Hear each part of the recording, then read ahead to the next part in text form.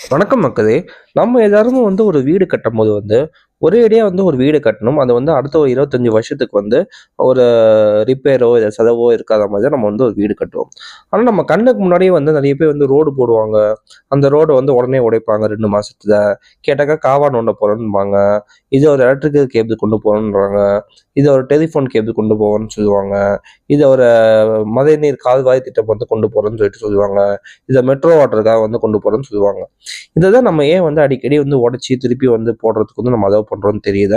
ஏன்னா ஒவ்வொரு வாட்டியும் இதை சரி திருப்பி திருப்பி பண்ணும்போது நம்மளோட மக்களோட வரி பணம் மட்டும் தான் செலவாயிட்டு போகுது. அப்படி செலவாகிறது மட்டும் இல்லாம நிறைய கான்ட்ராக்டர்ஸ் மற்றும் அரசியல்வாதி பாக்கெட்லயும் அந்த பணம் போகும். அதை உருப்படியா பண்ணாம இருக்கிறதுனால.